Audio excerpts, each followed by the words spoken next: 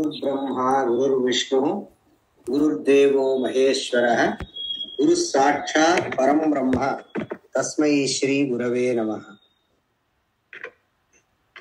జగద్గురు శ్రీ శ్రీ శ్రీ కంచి కామకోటి పీఠాధీశ్వరులు ఆదిశంకరులే స్వయంగా అధిష్ఠించినటువంటి మూలాంనాయ సర్వజ్ఞ పీఠాధీశ్వరులైనటువంటి శ్రీ శ్రీ శ్రీ శంకర విజయేంద్ర సరస్వతి స్వామి వారు, అలాగే వారి కరకమల సంజాతులైనటువంటి శ్రీ సత్య చంద్రశేఖరేంద్ర సరస్వతి స్వామి వారి యొక్క ఆశీస్సులతో శ్రీమతి చివుకుల అనురాధ గారు ఎంతో భక్తి శ్రద్ధలతో, ఎంతో పూనికతో, అంటే పూనిక అంటే ఒక రకమైనటువంటి పట్టుదల అన్నమాట.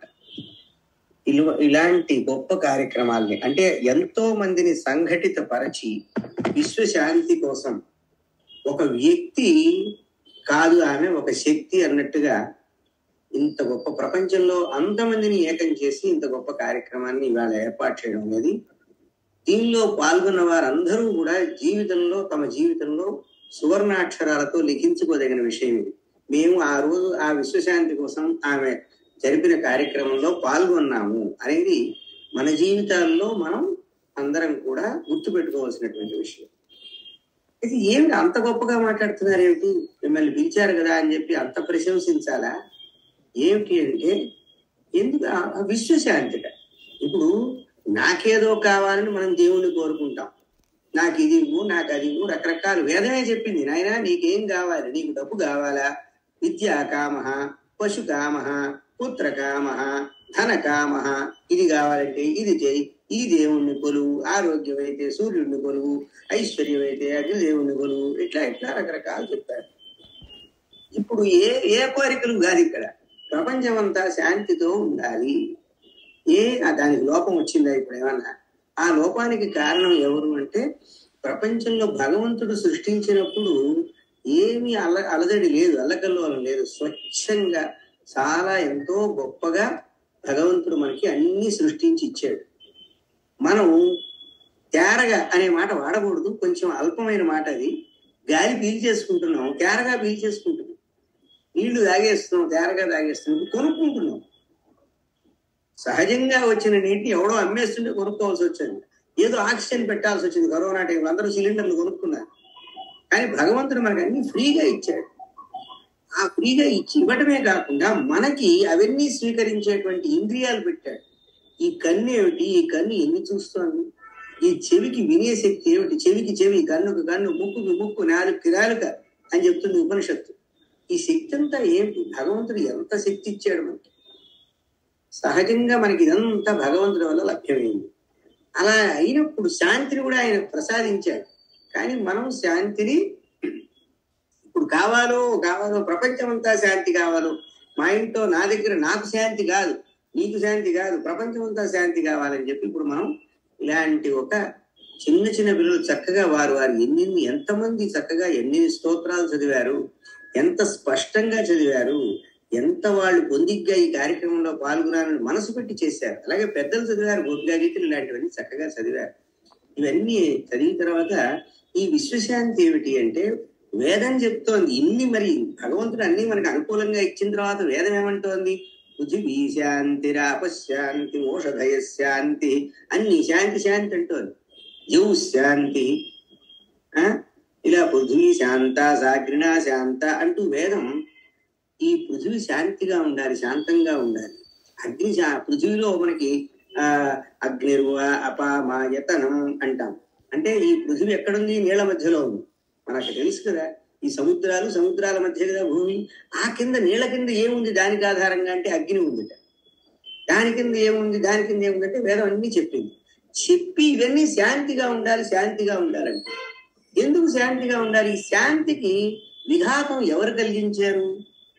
మనిషి కలిగించాడు.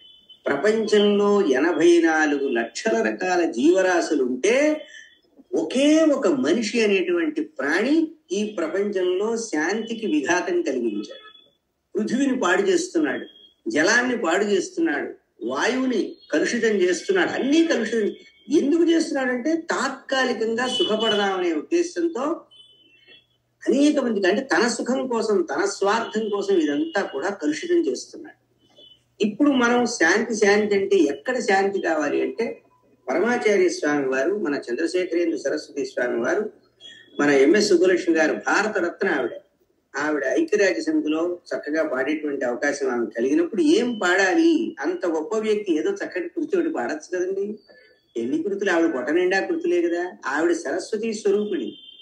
ఆవిడ పాడితే ప్రపంచమంతా పరవశించిపోయేంత గొప్ప మహాతల్లి ఆవిడ. ఒక ఏదో కారణ జన్మురాలు ఆవిడ. అలాంటి సుబ్బలక్ష్మి గారు వెళ్ళి పరమాచార్యుల వారి దగ్గరికి నాకు ఈ అవకాశం వచ్చింది, నేను ఏం పాడాలి అని వారిని ప్రార్థించడం ఏమిటి అంటే ఎంత వినయం చూడండి. ఎంత ఎదిగితే అంత ఒదిగి ఉండడం. విద్యా వినయేన శోభతే అంటే అలాంటి వాళ్ళని చూసి నేర్చుకోవాలి. ఆమె వెళ్ళి స్వామివారిని అడగడం, వారు అప్పటికప్పుడు వారు రాసి మైత్రీం భజత అఖిల హృజైత్రీం మైత్రీం భజత అని చక్కగా వారు రాశారు. అఖిల హృత్ జైత్రీ. ఈ ప్రపంచంలో అందరి మనసులు దోచుకోవాలంటే ఒకటే ఒకటి ఉంది, అఖిల హృత్ జైత్రీ. అఖిల హృత్ అంటే సమస్త మానవుల యొక్క, వాళ్ళు ఆఫ్రికన్సా, ఏషియన్సా, యూరోపియన్సా, బ్లాక్సా, వైట్సా, ఈ కులమా, ఆ మతమా, ఇవన్నీ పక్కన పెట్టండి. ఆడవాళ్ళ, మగవాళ్ళ ఏం తీసేయండి. ఏ రకమైనటువంటి వివక్ష లేకుండా అందరి మనస్సులు గెలుచుకోవడానికి, జైత్రి అంటే గెలుచుకునేటువంటి, దాని పేరు మైత్రి. ఆ మైత్రిని మీరు పొందండి. మైత్రిని పొందడం ఏమిటండి? అది మన దగ్గర లేదా? లేకపోతేనేగా పొందమని చెప్పారు. ఇప్పుడు మనం ఏం సాధించాలంటే, మనకి పతంజలి మహర్షి యోగ సూత్రాలని చెప్పాడు. ఇవాళ ప్రపంచమంతా యోగా యోగా యోగా అని ఊగిపోతోంది. రేపు వరల్డ్ యోగా డే చేయబోతోంది. దానికోసం ప్రపంచమంతా ఇప్పుడు యోగ సాధన చేసేస్తున్నారు.